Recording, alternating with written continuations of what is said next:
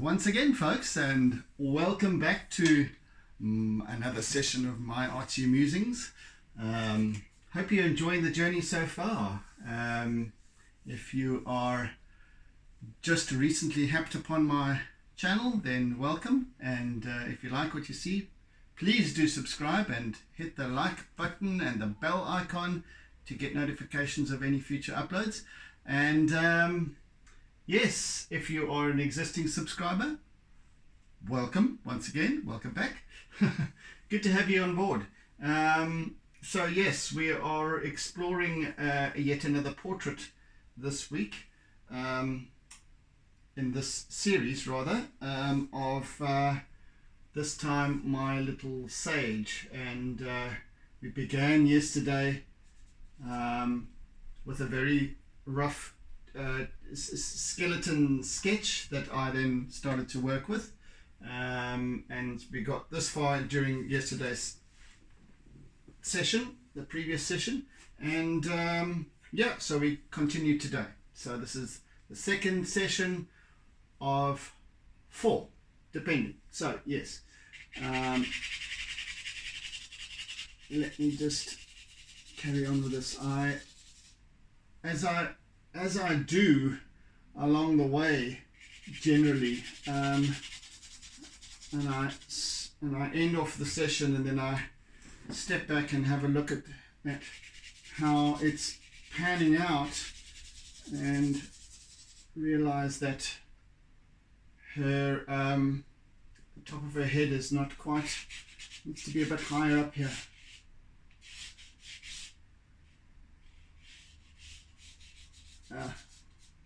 Needs to be a wee bit higher up. Anyway,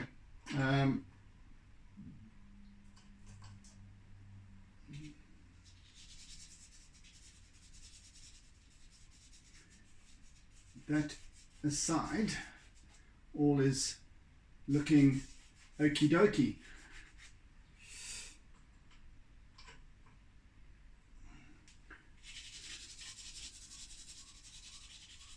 No, we just carry on today, working up the balance of tonal values, etc., etc.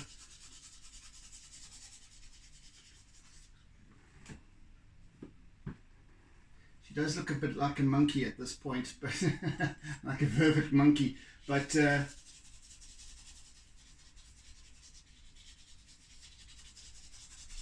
it will start to take shape a little bit more cohesively once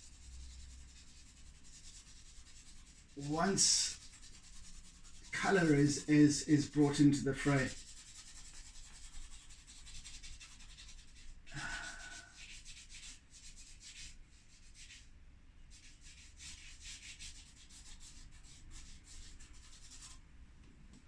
That's a bit better. It seems at this point as if her eyes are huge big orbs, but it's just because there's very little balance at this point in terms of light and shade and texture of fur, colouring and all of that sort of thing. So you just have to trust me and it will come together. This is my pledge to you. I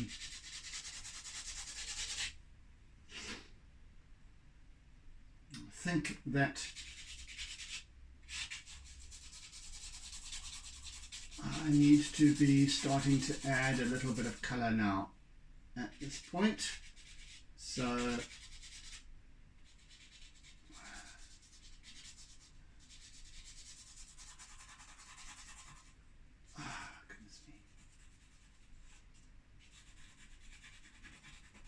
gosh, yeah, some of these, I'm always bitching about these charcoal sticks. Sometimes they have these, because they are made from essentially twigs that have been baked, they still sometimes have little nodes in them which become rock hard and very scratchy.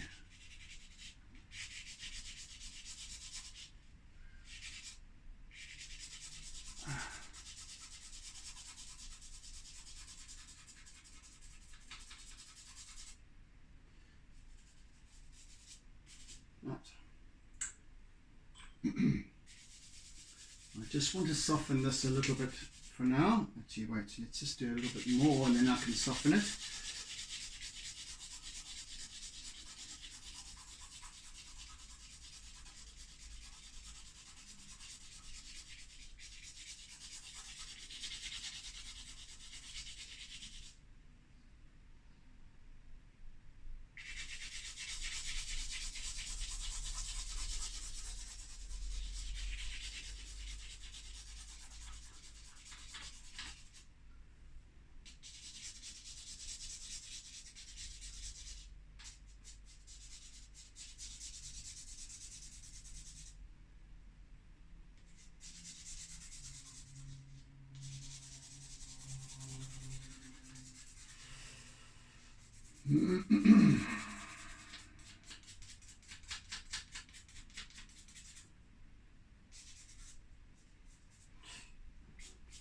Right, let's soften this charcoal work up a little bit. See, because I want to work over this with color, and I think to begin with I'm going to start bringing in the cool colors, the lilacs and so on, into this. I get sidetracked easily. Yes, bringing in the lilacs as cool colors, the lilacs and blues, into these shadowy areas. This on top here is more ginger, so nevertheless I've now established a sort of foundation layer in charcoal, which will give me that underlying tonal value, or the underlying tonal values to work with. A little bit more here, I think.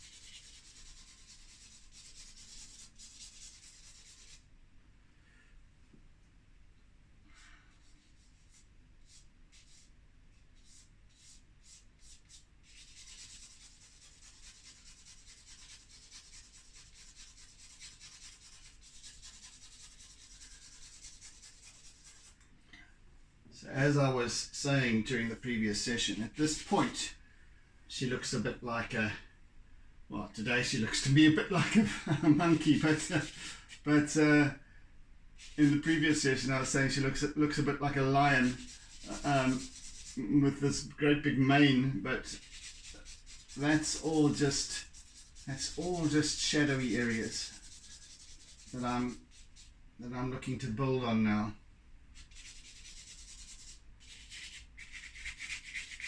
All of this is just about underlying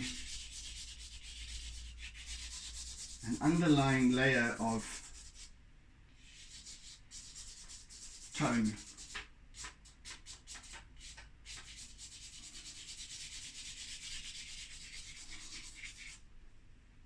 Tint and tone.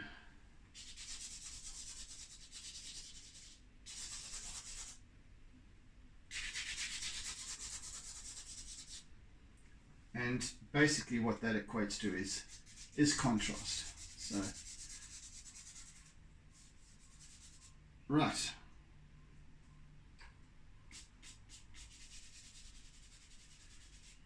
And even though she's got this soft, furry face, there are these quite defined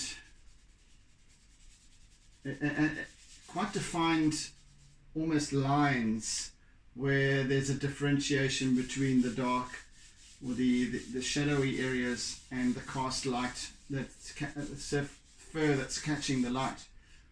So it's going to be quite a delicate balance of technique, texture, and so on to achieve that kind of, because the difficulty is that because her fur is white, the white stands out very starkly, and where it's in shadow, so that the white stands out very starkly in the direct light, and where her fur is in shadow, it changes dramatically. So but there is still that whiteness to the fur, but there's still this definite line work and structure to the shadowy areas that is way enhanced at this point.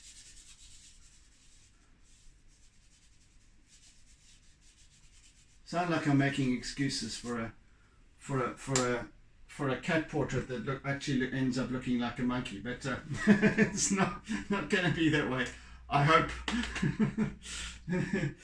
Yeah, shocking thought, but anyway. Reality check. Right, I'm going to start bringing in some lilac now. So the lilac will be has also got that almost luminous quality to it, but it's a cool color.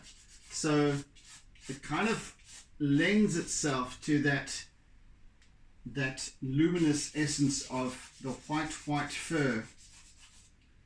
As I've said before, her fur, her whiteness stands out. You know, if I see her outside at night on the lawn, and she stands out like this little blob of bright white, and that's because her fur actually catches the light, reflects the light, as opposed to Fynn, whose fur is so black it simply absorbs the light. So she also stands out for that very reason. Anyway, so the lilac, even though it is it's darker than white, obviously, it has still got that luminosity to it that will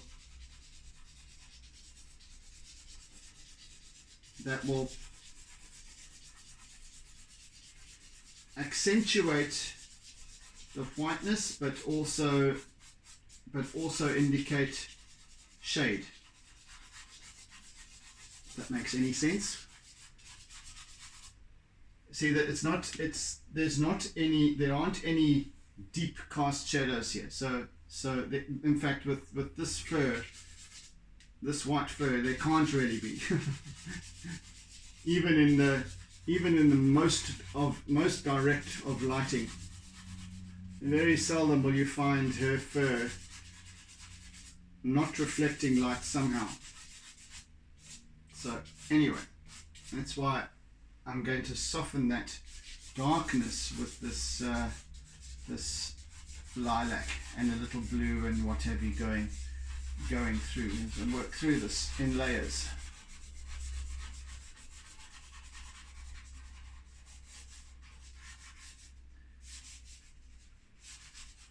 So she's going to look like something very odd for most of the journey until I start putting her real colors in and what have you, and building up the white, and yeah, it's going to look like a real mishmash.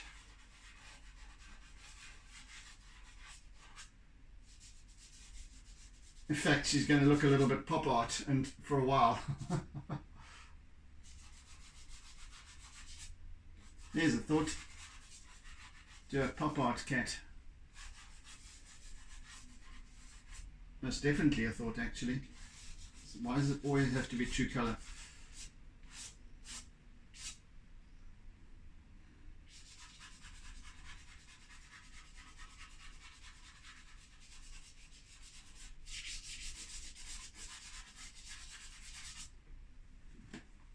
So already you can see how this lilac has softened that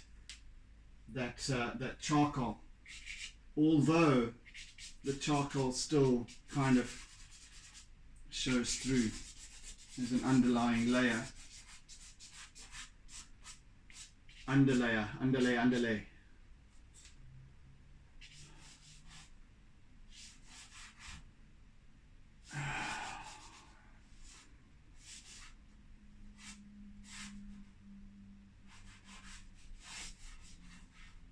I always remember at Tech or college, as depending on where you're from, Technicon, where I studied graphic design, and some of the form and color exercises that we did, and I remember we did one of which was a self-portrait, and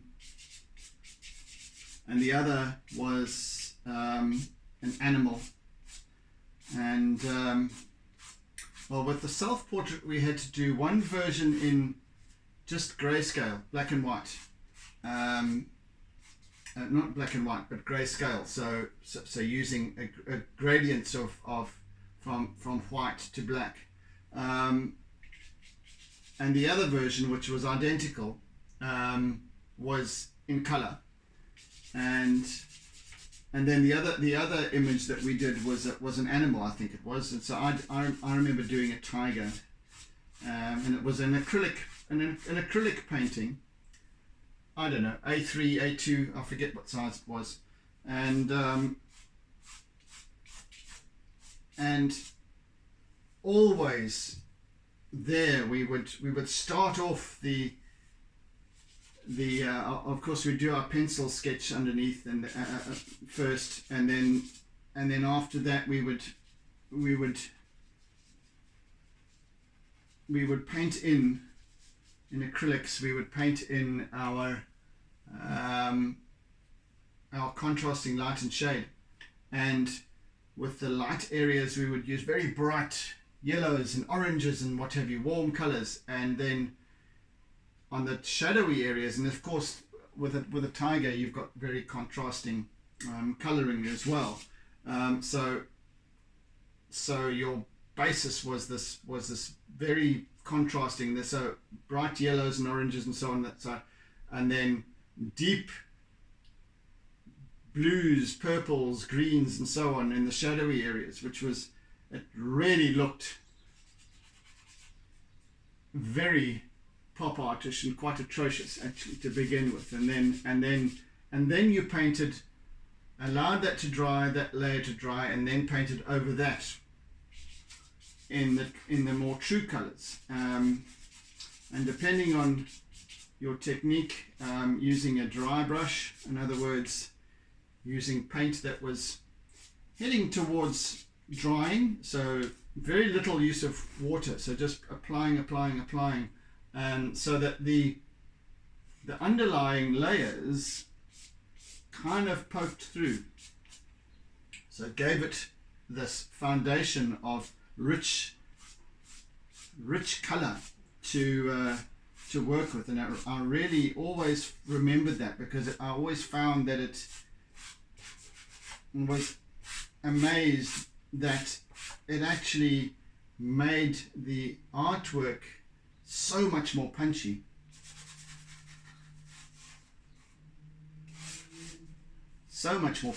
And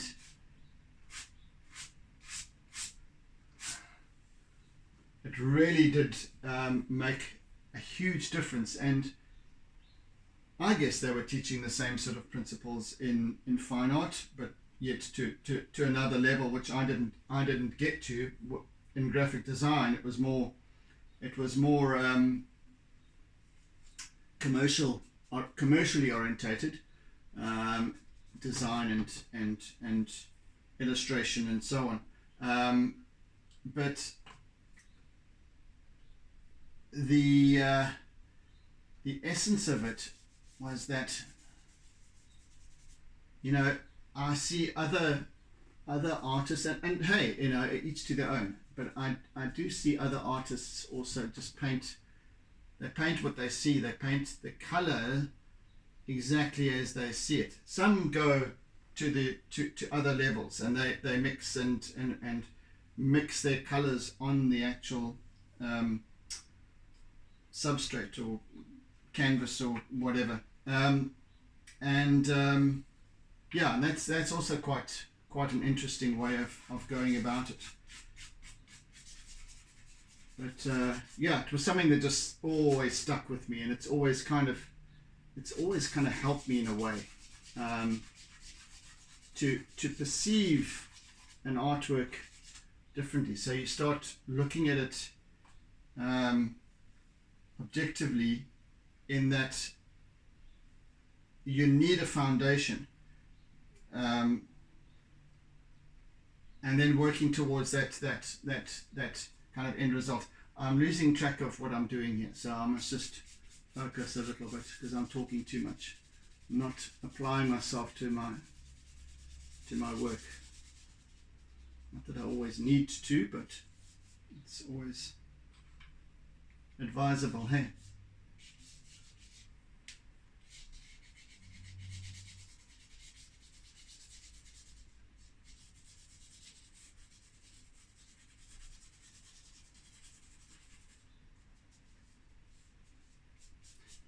Right, so we've got now a nice, quite darkish, dark enough, mid-tone,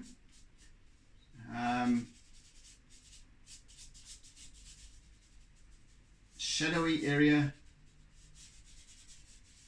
and I can enhance and work with as I progress through this piece.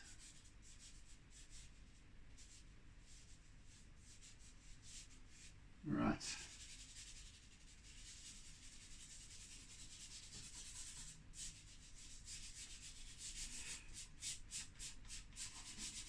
Also just smoothing it out a little bit because it is an underlayer.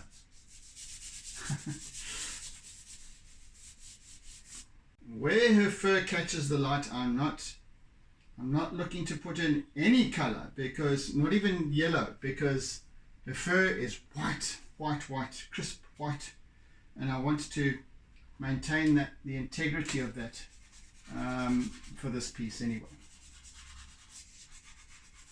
So very starkly in contrast to other areas where her face catches the light, it's white, full on.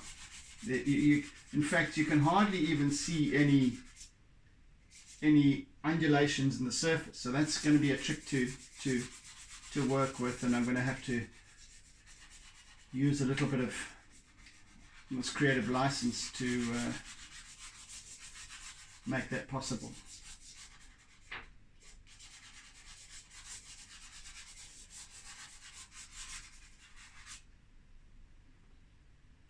So all this area here you see is catching the light, but then just as the curve of the nose moves away from the direct the plane of the shape of the nose moves away from the direct light source, that subtly changes. So yeah, there are certain aspects of this that one has to observe. There are parts of her fur that catch the light more directly and reflect it more prominently than others. Got it? Good.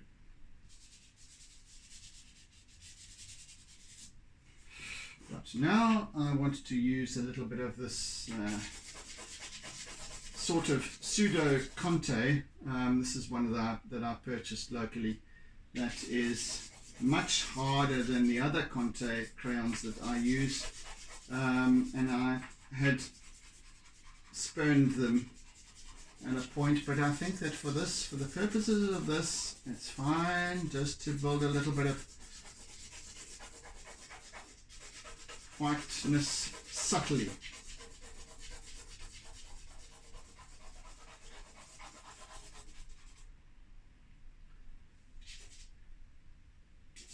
In fact, whoever manufactures this, I don't know who it is. Yeah, whoever manufactures these, they do mostly graphite. So, you know, I don't know if it's whereas Conte itself, the brand Conte is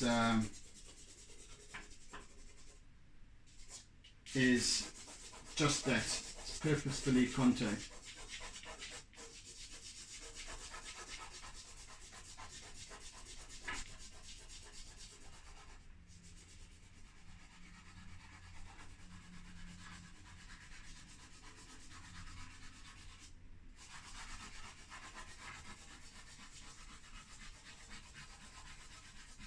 So, not altogether bad, actually, but it's just not quite as nice as Conte crayon itself, the real thing. And that stuff, Conte crayons I've been using, goodness me, I have this little box here that it contains 12 Conte sticks. And I had a couple of boxes. One of which is still fairly full. That I've had for way more than 30 years. I mean, you know, closing in on 40 years actually, because I think that I might have got them. In fact, my dad might have even been using them before I even started at Technicon, and that was in 1985. So yeah, so I might have had these little sets longer than that even. I can't remember who discovered Conte crayon, whether it was my dad or me. at Tech or Dad doing his art, and he was always a very good artist and shared a lot of all he knows with me, and that's how I got started. And you know, he taught me about shading and when I was young still. So from an early age, I've been kind of conscious of the importance of light and shade and so on.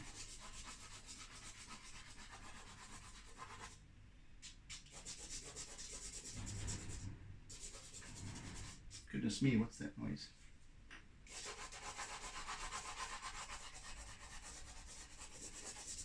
Yeah, so just building up a little bit of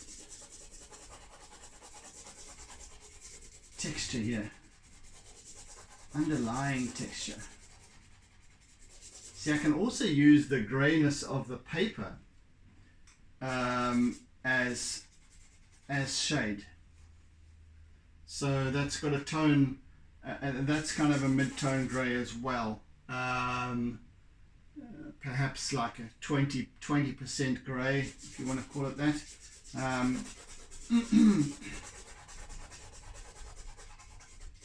Maybe even lighter.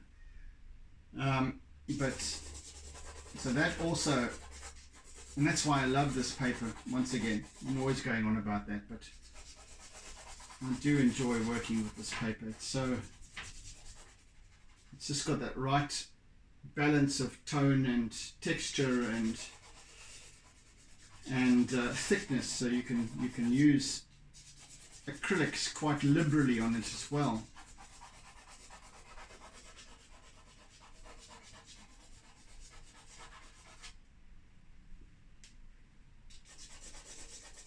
We used to paint onto in acrylics when studying in graphic design, and before that in interior design, and we used to paint onto triplex, which is it's 3 times the thickness of this, which is basically a very thick cardboard, probably two millimeters thick, maybe a bit more.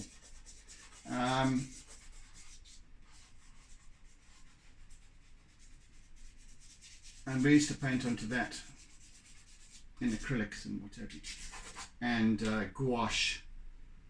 No, gouache we used to paint onto paper. Did we? Now I'm wondering. Yes, we did. Yes, we did. Yeah, we had quite a nice a pad of quite thick paper. Going down memory lane here a little bit.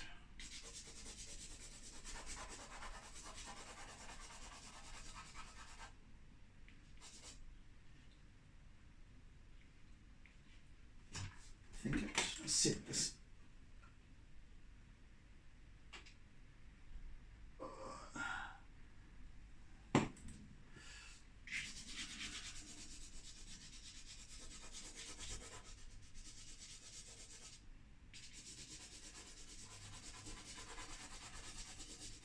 So here in her face, where there is this very subtle change in cast light, cast shadow, whatever it is, in the lighter areas, I can use the paper as the basis of any shadow and form and what have you.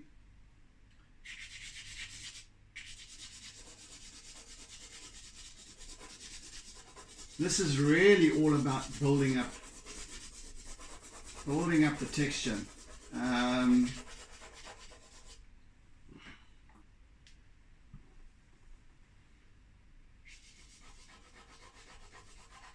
Let's hope that by the end of this session, she doesn't look so much like a monkey anymore.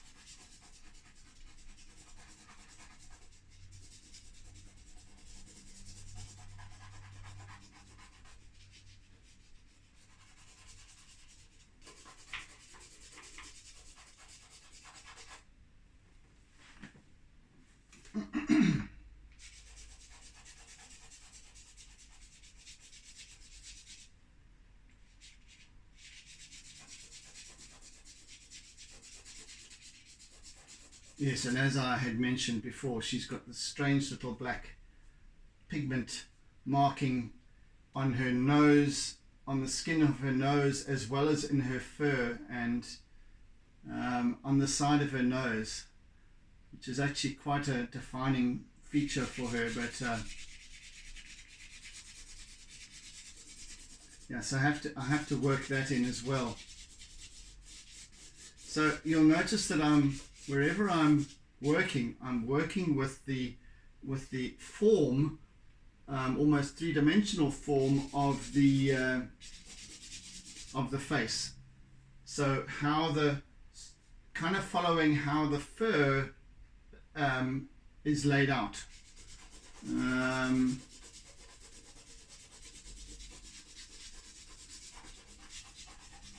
If that makes sense.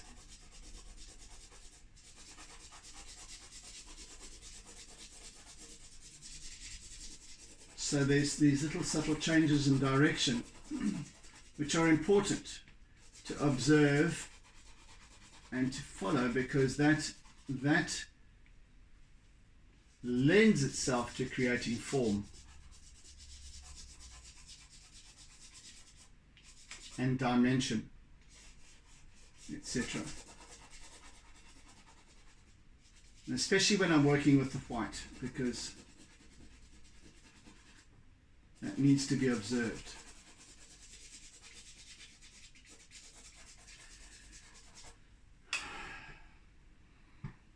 So this really is a line work of sorts piece. more sketchy line work than contour line work, even though I am following contours with straight line or kind of curvy line.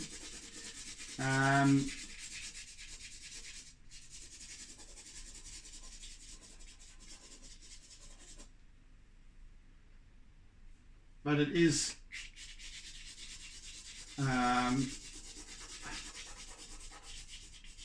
time consuming. Slowly building up this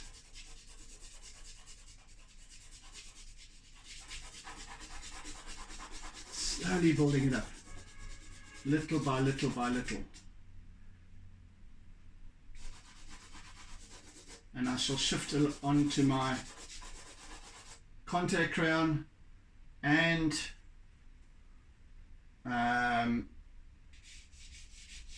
then also my chalk pastel once again, and this time with the more extreme highlights in my very soft chalk pastel.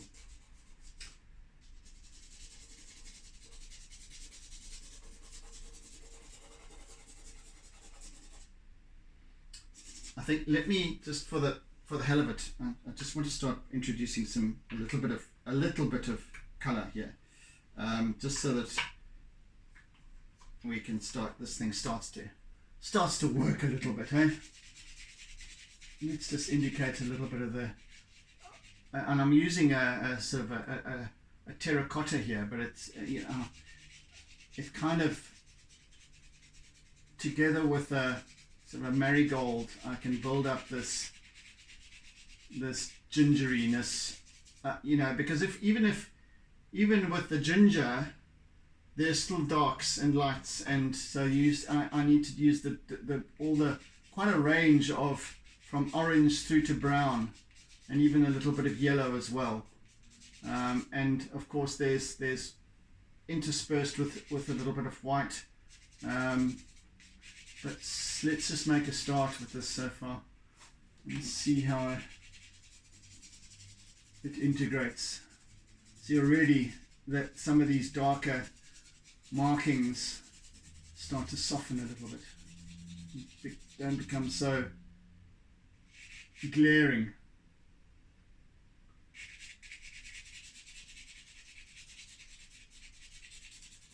And of course it'll be the eyes that will really bring this piece into a new level, but that will be for the final session.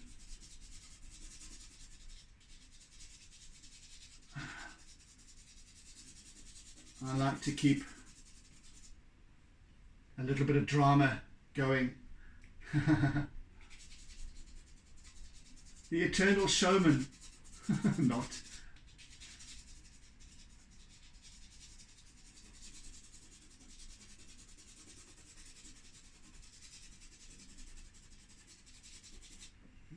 It's nice to keep it interesting though, isn't it? So, yes. Just a little bit of this other lilac here, slightly different one, a slightly darker one, just in areas of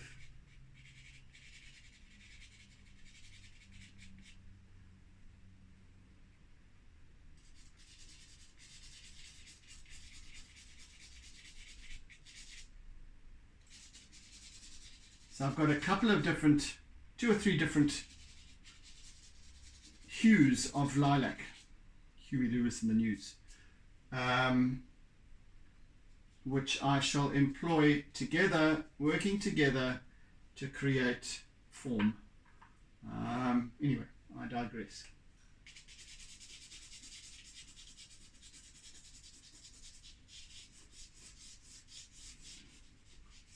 Just get the essence of this. So her fur on her top of her head is a little bit sort of higgledy-piggledy this way and that, so just starting to indicate it. Yeah, already that's starting to soften nicely, quite as stark. It's starting to look a little bit more sagey.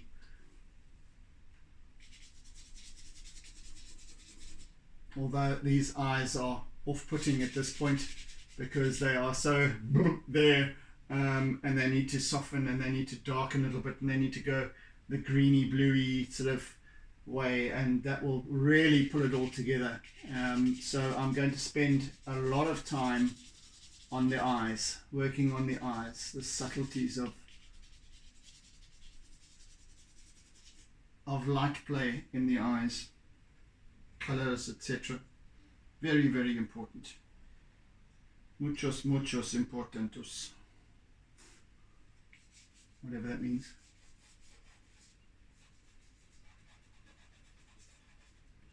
Right, so just, yeah, softening the black a little bit, softening the charcoal. It makes quite a difference. A little bit of this marigoldy sort of orange as well, just off the top as the light catches the top of the head.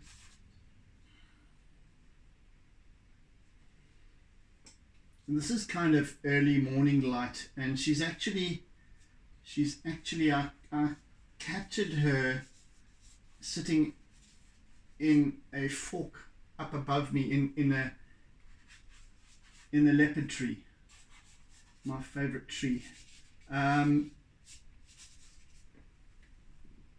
there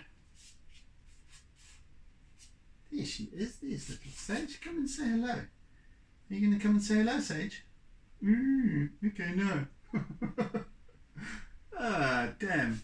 Yeah, she came there to the door, and then kind of I spoke to her, and she licked her paw and then turned around and walked away. So she's not coming to say hello. Maybe she doesn't approve of this piece yet. She's had a look. It's not looking like me yet, she says. Not even slightly. Fine. Have it your way, Sage. A little bit of a pale yellow. Just a hint here and there, as where there's a transition from light into shade, just on the edges, and also kind of just mixing up a little bit with the yellows, or with the oranges and browns. And she's got this wonderful pinkness to her left ear, which I love. So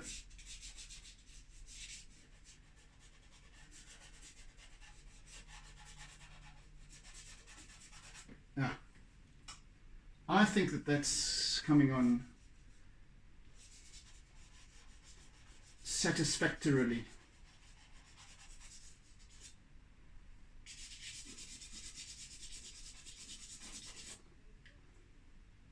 Yeah.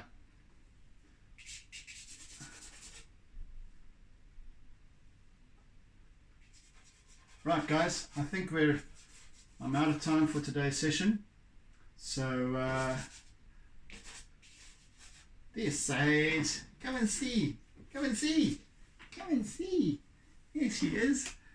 Here she is. Does she look like her? Does this look like you, Sage? Okie dokie then. Yeah, so, okay. Right, so we're done for today. Right, hope you've enjoyed the session, folks, and I'm glad that Sage did come and show herself, and that's who this is meant to be, and hopefully it will look like her eventually. Anyway, right, hope you've enjoyed it, and I hope you follow through to catch the next session, and which will be the third session in the series. This being the second. So yeah, do tune in again. So anyway, meantime, until then, I bid you oodles and oodles of toodles, and catch you again next time, folks. In the meantime, be good, be kind, be gentle, be caring, be loving, etc., etc. Catch you again soon, guys. Take it easy. Bye. And don't forget to doodle.